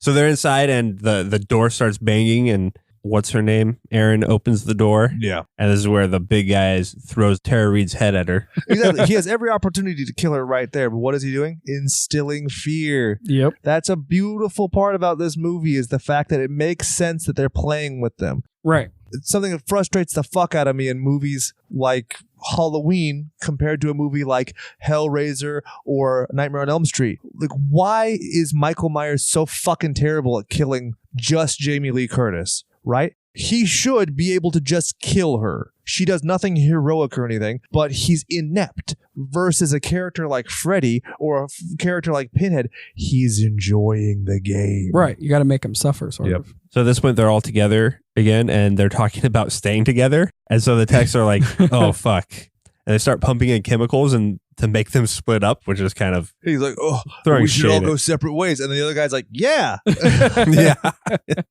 Just throwing shade at stupid horror movie tropes, I guess. Oh, yeah. It goes all the way back to Scooby-Doo. Hey, Fred, no. Yeah. Just stop it. We all know the person who's doing all the naughty shit is the only other person in the cartoon. Stop. So they all go to their rooms. They get locked in by the text. And then Shaggy breaks a lamp in his room and finds a camera and thinks he's on a reality TV show. He gets pulled out the window, dragged into a grave, and we think he dies. But the line he says is from X-Files. Oh, I had a note about that. What is it that he says again? We are not who we are or something? That's a reference to the episode The Ice, which is a direct ripoff of the movie The Thing. It is a terrible ripoff. The first time I watched through that show again on Netflix, I stopped watching for a month after it because it offended my sensibility so much. And I love me some X-Files, but The Thing is sacrosanct. It's sacred. Yeah. But then here's a great part. So when they pull the lever for the Fool and everything starts to shake, it's not because the ritual is being continued. It's because it's absented. They think that they're getting excited downstairs, but it's a false kill. Mm-hmm. Just like the whore, because she's the virgin. But there was no shaking then, so I think... I take my virgins very seriously. You'll remember Monster Squad has a very serious subplot involving virgins. Yes. Doesn't count! I had to reference it. You knew I had to. I know. So Disneyland. Well, that's what we're calling the guy who you saw at Disneyland. That you weren't here for that part. Okay, yeah. Totally Was saw. he nice? I didn't talk to him. Did he look nice? Yeah. Did he have like a peasant boy following him around or anything? No, he was with someone else from the same, whatever he was on, Grey's Anatomy or some junk. Someone else was there. My wife knew who he was, and I was like, oh. Nice little reunion. Hey, dude. Hey, I gave him a head nod. That's it. I was like, did he nod back? Yeah. Okay, that's good. He didn't big time you? No. I think he did like the wide eye, like, this guy's going to talk to me. This guy's going to talk to me. And I just walked by. Should have been like, I loved you in Cabin in the Woods. I like that he was like, oh, fuck, I don't want to blow this. That's Chad from Slasher's podcast. That's what it was. Yeah. Yeah. He totally recognized me. Should have handed him a sticker. I know you carry them around. You should have been like, I'm producer Chad. Chad. So anyways, Disneyland Holden. Oh, when he hits the zombie with the collapsible bong and it does nothing, that makes me so happy. Yeah. Because it's like the sound of it's great, and it's basically the equivalent of like getting hit with a wiffle ball bat. Yeah. But what's crazy, so in this movie, fucking everybody be getting stabbed, right? Yeah. Stabbed or grabbed with a bear trap and ripped up, and they're all fucking fine. Yeah. Yeah. They don't really they don't really show the lingering effects of multiple injuries. They remind me of the kid from Freddy Got Fingered who's always massacring himself and getting mortally wounded. Yeah. I'm going to go back to forgetting that movie ever existed. Freddy Got Fingered? Daddy, would you like some sausage? That's the only thing I remember from it. I found buried treasure. That's soap on a rope. X-ray cat who can see through wooden doors. Oh, yeah, dude. I've seen that movie a few times. Yeah. I think I've only seen it twice. And My hooves! Oh, poor Tom Green. I love him. I do like Family Guy when they make fun of him. Oh, I haven't seen that. He's like drinking out of a cow udder and he's like, do you guys like me now? Oh, that's dark. So Holden breaks the two-way mirror.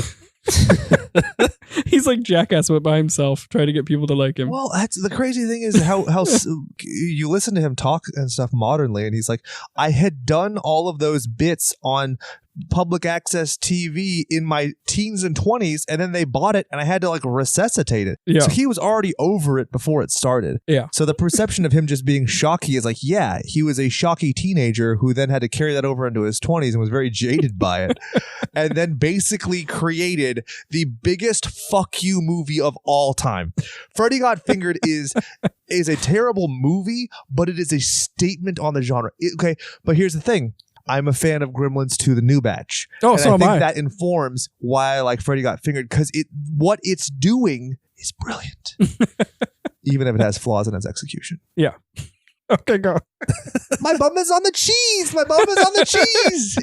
If I get lucky, I'll get a disease. I can keep going. You better ramp this up quick, son.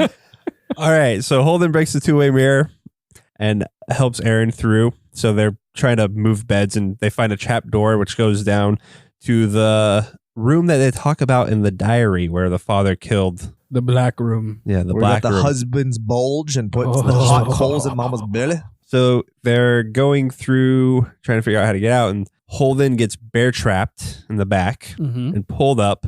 And they pull the zombie dad partway down, and Dana crowbars him in the eye. Very reminiscent of See No Evil with Kane. Right, but he's still not dead, and then she takes the knife and like stabs him multiple over and times. over and over. But even then, he's still not dead. He just has a perception of death. Exactly. Which and is a I great do trope itself. like this part because it's also like, hey, why would you ever drop the knife? And they actually do like the shock to make her drop the knife. Yeah. And that, you know, that's kind of like where you're like, oh, cool. They even touched on that. Yeah. So it's like, why don't any of these people have weapons? There's like still a house. There's still a kitchen. There's no one's holding a weapon. And yeah. And I also like that at this point, it feels like it's insurmountable odds against them already. Right. Yeah. So Hemsworth comes in and they grabs him and they all run out and make it to the camper.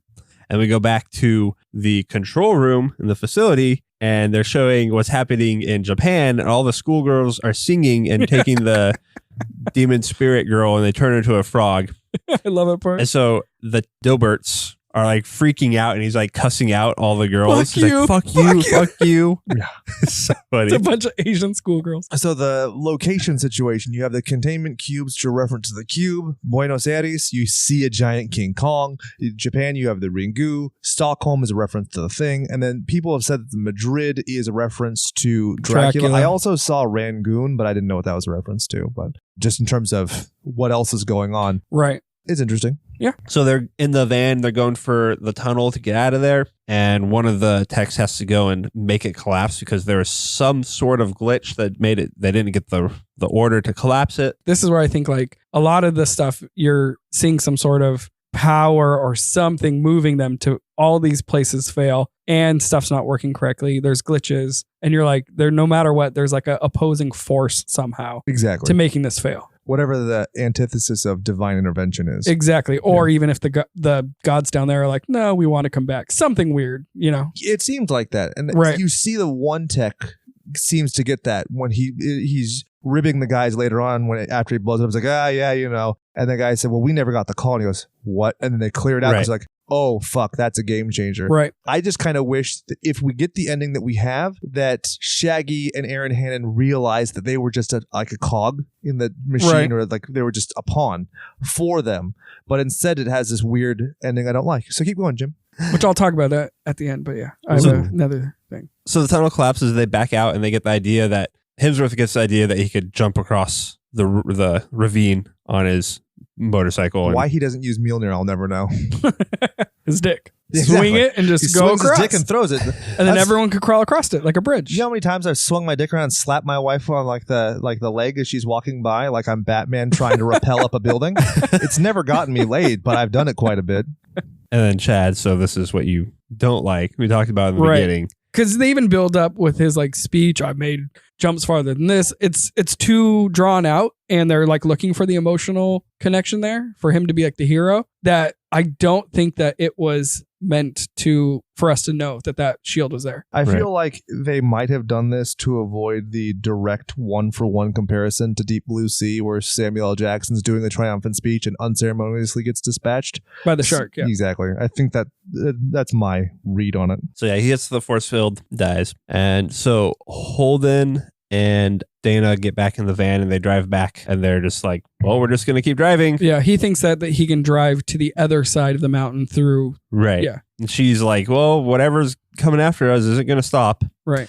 And so he gets knifed through the throat. Yeah. And the van goes into the water. It's great. And I think one of the cool things about it makes sense that it's one at a time. And the pacing of it is fun when Sigourney Weaver, the one saving grace to her whole exposition is the fact that there's a method and a sequence that it goes in, because it shows why you have the Papa Zombie playing possum, why you're doing these things, why you'd have a zombie in the back of the camper not killing them, because athlete needs to die before scholar. Right. I kind of wish that she fought the zombie more when she crashed in the water, but the image of her swimming up to the surface is beautiful. Yeah, it's pretty good. No, it's not pretty good. It's pretty beautiful. Good. I mean, I've seen better. Beautiful. I've seen better. Oh yeah, like what? The fish sex from Shape of Water. Shape of Water. I'll take that. So long as you didn't say 47 meters down uncaged. No thanks. So we're back at the facility and they're all celebrating. And this is where we learn that the virgin's death is optional. All she has to do is suffer. Yep. And so Dana makes it to the dock. Zombie Dad comes out of nowhere, starts beating the crap out of her. They're not even watching the screen. Right. And they're all partying. Flipping through, because it's like you're seeing him throw her and slam her. But it's interesting because, yeah, it's playing in the background. It is so like mundane to them that they're already partying, not watching still. No one. They're like, last defense. Yeah, exactly. And they're like, yeah, I'm kind of rooting for her. But after that, they don't even pay attention to the screen, which is kind of interesting. And they go back to like the mundane stuff. Like all the different departments are just kind of talking like blah, blah, whatever. Yeah. Yeah. But then the maintenance crew has like a chip on their shoulder when the techs come up and talk to them. And they're like, there was a glitch. It was a power reroute from upstairs that caused the stuff not to work. And that's when the red phone starts to ring. Which again is up from upstairs, and we never like really get to know who is upstairs. Yeah, and it's very distinctly upstairs, right? Not not downstairs and what's below and all that. Yeah, exactly. It's upstairs. And so they clear the room. Yeah. Well, they answer the bat phone. And so she and Shaggy Two Dope, they escape the zombie, and he takes her into his little subterranean area where he goes, I just remember that guy with a trowel. What have you been up to? which is fun because you get your little Chekhov's gun with a zombie hand, which pays off greatly later. Yeah. Because I remember seeing the first time, I was like, man, when he has a fucking zombie hand, I was like, that's the best joke you got there. But when it like basically causes hell to happen later, I was like, hell yeah. All about this, dude. So this is what we were talking about. Like, if the movie ended here, I think I'd be smiling and satisfied. I would, but this is the part where I'm like, where I wanted to see everything. Yeah. So when it did happen, I was like, this is so freaking awesome. And at the end of the movie, like the part you don't like, I still think it's funny because they're like, man, I wish I could at least see what the ancient ones look like. Mm. And that's kind of where I was like, oh yeah, there's still something else I want to see. Right. And that's where I'm like, oh, okay, it's still good. But that you know, they're kind of like hooking you with that last bit. So at the first screening of this thing with South by Southwest, somebody asked Drew Goddard if they would make a sequel. And he said, have you seen the ending of my movie? So he also said regarding the sequel, we had some crazy ideas, but Joss and I both felt strongly that we didn't want to do it just to do it. Right? I'm very lucky that I get to keep making movies. I don't need to just go make a sequel for the sake of making a sequel. The only way we could do it is if we could do it justice. And the truth is, it's a hard one to do justice to. Every version of continuing the story undercuts the ending that we had in Cabin. And I just feel that it continues to be the perfect ending for that movie. And I never want to undercut it. Right. The only thing that'd be interesting is prequels to, if they did a prequel or something. 1998. Yeah. Cabin in the Woods 98 would fucking rule. Right? Yeah. I would be like, dude, that's awesome. There's no way they could do anything after this. Right. Well, I mean, humans had to have survived the wrath of the ancient ones in order to be humans in the first place, so it's possible, but then it would be a complete different movie. Yeah, a different type of movie. Exactly. You couldn't do the genre flip, which is the magic trick. I don't like it. Unless you did it like where it starts off as an action film and becomes like a rom-com or something like that, you can't do the same game. Yeah. So I'm fine with it not having a sequel. sequel. I'm thinking something like 10 Cloverfield Lane, where it's like you don't realize it's a sequel to it. Yeah. And then you're like, oh, fuck. Like at the very end, you're I would like that hey, a lot, yeah. Right. Okay, maybe. But then It's still not Cabin in the Woods 2. Exactly. I think The Cabin 1998 is what you call that or something like that. Yeah. It's vaguely referential. And so this is where everything just goes crazy. You see the werewolf lament configuration. They escape the cells, which are moving and interchangeable, which I think is a very cool visual. She purges everything. So then chaos just ensues. And you end up finding your way to like this altar, and Sigourney Weaver just talks to them, which it just, like I said, this part doesn't make sense to me, because without them realizing that they're furthering the plot of some divine or evil character, they're just the selfish assholes. And this goes to, I guess, moral relativism. I guess if you're a moral absolutist, you're saying, oh, well, she can't kill him because she killing him is wrong. But moral relativism would say, no, you know that by not killing him, you are killing everybody else in the entire world. That's wrong. Yeah, well, I kind of thought about it when they were even talking in the room, and they're like, hey, send guys with guns. They were like, kill him first. And they're like, it doesn't matter. And it kind of made it sound like they're talking about it's against the rules for them to intervene like this, and that she would have to make the choice. But he's like, but there's no precedent and we're stuck and there's nothing else we can do. And so maybe it was like the true believer. She was like, I can't kill him. You have to actually kill him. But I don't know. It was kind of weird. Yeah. It's kind of like they were their last straw anyway. And Well, I just don't like the idea of them being anarchists and be like, oh, the world should just end because. So I don't know. You save yourself just so everybody else can die, but you die. That's the thing. The first thing that happens is they die when the hand flies up. Yep. So it's like, this is all for nothing. You didn't make a political stance. Nobody knows that you did it. You're just doing it for yourself. Even when he says, sorry, I ended the world, I was like, I don't know. That's just the only thing I don't like. I would have much rather like a plot twist or something else, even if it was something deliberate, but whatever. But if I was in that person's shoes and after all that stuff happened to me, I'd be like, hey, this world's pretty shitty, man. But you have kids and you have family. That's the thing. I don't know. They didn't. Who says who? She might be an orphan, but he's not. Kurt's got a lot of kids. What do you think of the ending, Jimbo? So I actually like that everything just ends wherever the ancient ones come back and are going to rule the earth or destroy it, whatever. Probably rule. Because they don't want to die themselves. Why would they go through all this trouble and seeing boobies excites them to be like, we'll kill everyone? It just doesn't make much sense. But why would they like boobies? I mean, his dick would have to be so huge he can't even have intercourse with a woman. Yeah, but he can masturbate with that giant hand that comes out of the earth. Guess. And what if it's like hot semen that melts people? Sorry, I just That's Pompeii. That's how that happened. It was the ancient splooge. That's the name of my new stoner metal band. Nice. The ancient splooge. I think the one thing that bugged me was and it bugged my wife too, was that she just turned on Shaggy without knowing anything. You're like, oh, I'm just going to kill him. Yeah. And then, the werewolf comes. And intervenes. And the werewolf doesn't kill Shaggy or anything. But she got bit by a werewolf, so the second movie could be her surviving as a werewolf. If she had any charisma, yes, that could be what happened. She was kind of dull through the whole movie, I feel like. But that's her character to be. She has to be dull. She has to be the bland survivor. The thing about Jamie Lee Curtis, does she have charisma at all in Halloween? Not really. She's just a prude. Right. I get that. So how would you rate this movie then? It's a classic for sure. The ending doesn't ruin it for me. It's just something I just don't really like.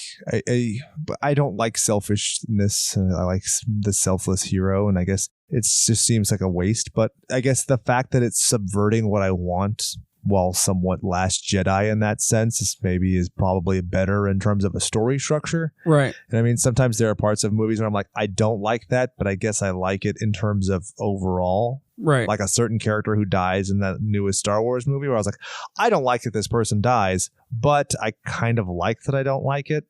You know what I mean? Take that fan sense. service, fuck boys. Yeah, I think it's a classic as well. The taking out the shield with the eagle thing, nitpicky, or not really. I actually think it should be taken out, or at least moved. And the ending, like I said before, Shaggy's little quote saying that he wishes he could see what the ancient ones look like, I feel like kind of saves the ending for me. I'm like, okay, that's kind of cool. Because I obviously am like, you've shown us so much and I still want to see more. But that's kind of like a kind of leave you hanging, which I'm like, all right, that's fine. Classic for sure. I think the best part is not even just the mayhem at the end, but it's so funny throughout. Yeah, and just consistent letting on of things, and then to just drop the bomb at the end is so good. So this is the one movie that made my wife start watching a very limited amount of horror movies. I know a lot of people who this is their intro to horror, and Yeah. it's so weird because it's so referential for it to be your first thing. It's like, I guess, kind of a Pandora's box. Like, think of how many things, because like you could see the character. Because my wife watched the first 3 Hellraisers with me based off seeing this and Okay. seeing Lord Fornicus. So And that's cool. it's not even as much as that. She like knows all the weird like tropes or whatever, and she's like, it was smartly written, and I think that's what helped Yeah. her Yeah. push it forward, because you're not like, oh, it's just dumb You don't. schlock or That's whatever. what's great about it. You don't have to know. Right. You literally could know none of the references. Right. And Yeah. it's still a great movie and a great experience. Yeah. So, Even like the boob scene, she was like, oh, okay, it's funny, they're making fun of it and it's ridiculous and it's great. You could be in on the joke and laughing with it, or you could be Yes. laughing at it, but you're laughing. Right. So we had talked about this. Are we going to do a new champion year to year? Because, I mean, it's going to be hard for anything to beat Alien, and Blood Diner from like episode that. 9 until the end of the year Right. was the Trashic champion. I think we should do that, and then at the decade mark we'll just redo. I'm just Please kidding. don't tell me. I can't. My soul can't take it. Yeah. But yeah. So I guess this would be the reigning defending classic champion 2020. Bay. Yeah, Bay. I'm down since it's our first one. Exactly.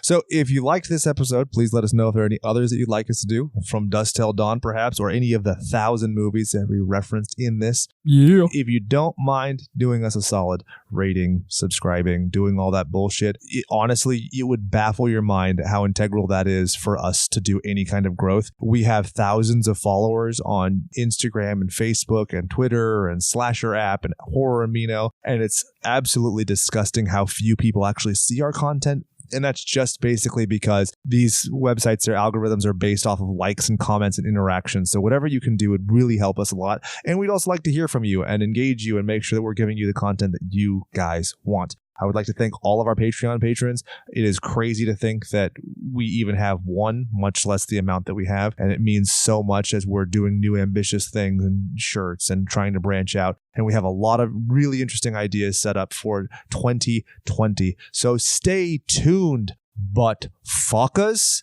Would you guys like to say goodbye?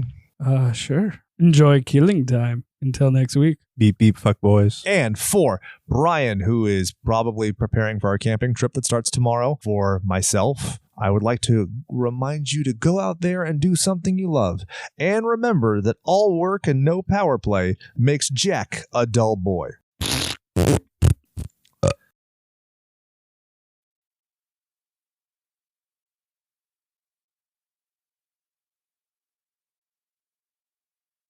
Cabin in the Woods, more like recording an intro for the hidden track on your phone in a parking lot. Am I right? Hopefully you don't hear that dump truck speeding past me, wafting. Oh my God, that is a smell. That's a real bad smell. But you know what's the opposite of a bad smell is a good sound, which is Paddle Cell, the band for this week. They are a psychobilly ska band, if you'd believe it. Very well done. Now, these gentlemen are kind enough to give me their own ad copy. So professional. Quote, the unique style between psychobilly and horror ska promises variety and no boredom. With a deep atmospheric and goosebump driving voice, larded with psychobilly guitar riffs, driving slapping bass, crazy drums, rounded dark horn arrangements, the listener is transported into a deep, unrecognized psychosis. The band has 2 albums out. You can find them at paddlecell, paddlecell.de, or you can go to facebook.com/paddlecellofficial.